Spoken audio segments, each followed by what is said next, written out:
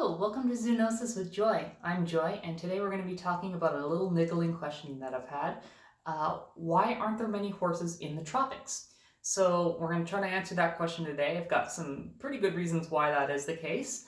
And also we'll be talking about the course I'm doing in June, so stay tuned for that. Well, let's think about why horses aren't in the tropics. So horses are very important in the history of humanity as well as the history of the ecology of planet Earth. Horses, of course, are very important for work in terms of, moving heavy objects, plowing, transportations of goods, messaging systems. They're very important in the history of warfare, especially before World War I, and even until today, there's still horses being used in warfare. And horses are very important for leisure and for the human-animal bond. So they have a huge cultural significance, and it stands to reason that most human cultures would try to incorporate some degree of horses into their daily lives. However, this isn't the case. There are certain places in the world where horses are less frequently seen. The most common ones that we think about would be like Sub-Saharan Africa, the neotropics, so that's Central South America and the tropical regions there, as well as in Southeast Asia and other parts such as India, that kind of thing. So I really want to answer why this is the case and why there aren't more horses like there are in the European continent or the Eurasian steppe, that kind of thing. So I think the first thing I want to start with is trypanosoma. So trypanosoma is a genus of protozoans that horses get. It's found in many species. Human trypanosoma is called African sleeping sickness. There's also the kissing bug, which causes a very similar form in the New World. But for our purposes, let's focus on equine trypanosoma. Trypanosoma is spread through little biting flies called tsetse. Sometimes inaccurately referred to as tsetse flies. That's kind of redundant. It's a tsetse. It's a little biting fly native to Sub-Saharan Africa. And what they do is they basically will bite the skin of horses and other animals, including cattle, and infect them with a little parasite. The parasite can cause fever, weight loss, anemia, and is oftentimes fatal. So in many cases of this, there's actually very little that can be done to actually stop or treat the infection once it occurs. We have some chemotherapeutics that we use in horses today, but a lot of research is calling into question even the efficacy of that. There's no known vaccine, and there's no real good treatment plan other than heavy use of pesticides. This has been a factor in the Sub-Saharan African region for millennia. And the parasites that infect horses have evolved to infect the native horses, or the native equids more specifically, that live there, such as zebras. So you have to think this kind of been an evolutionary arms race, what we call a Red Queen hypothesis, where the horses, the native equids that live there, we think about like the zebras, have evolved in concert with these parasites, the trypanosoma and the tsetse. And they've evolved mechanisms to try to counteract each other. Most notably, this is why zebras have stripes. They actually distract flies, preventing them from landing on them and causing them to become infected.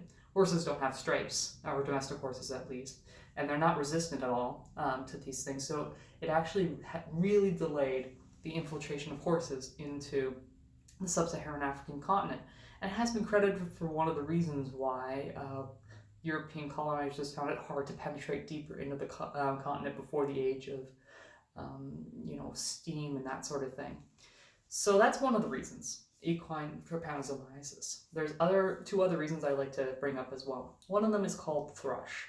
Now, if you think about thrush in humans, it's a fungal sort of thing that goes in the mouth. It's different on horses. When we think about equine thrush, it's actually a form of foot rot. As the name implies, foot rot is literally an infection of the hoof. So cattle get this, sheep get this, horses get this as well.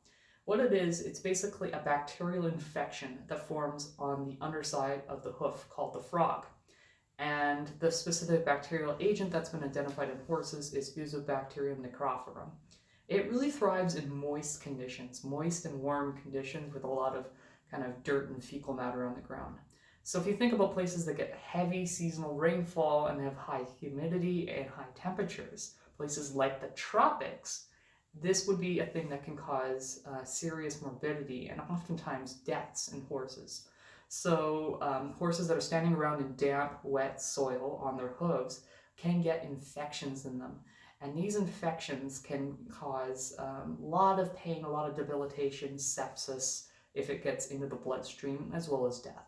So that's another thing, especially in the time before antibiotics, this could be quite literally fatal, and there's very little that could have been done about it other than keeping them in very, very dry hygienic conditions and trimming the horse's feet regularly. And not all horses would have received this kind of level of care. So it was very likely that horses in pre-modern times would be very riddled with this disease. Even today in tropical countries like Malaysia, 40% of the horses they've surveyed had some form of foot thrush. So it is incredibly common. The final thing I want to bring up is salt. Now, we don't think of salt as a rare or valuable resource today because you can get it at the store for what, a box of it for like $1. But in pre-modern times, salt was very hard to mine and extract if you didn't live near an ocean. You would have to go underground and mine it, so it was very expensive. Horses are one of the few livestock species, other than human beings, they're one of the few species that sweat. They lose a huge amount of salt through their skin. In hot temperatures, a horse can lose as much as 4 gallons of perspiration per hour, which is 30 teaspoons of salt per hour lost, just gone basically on the surface of their skin.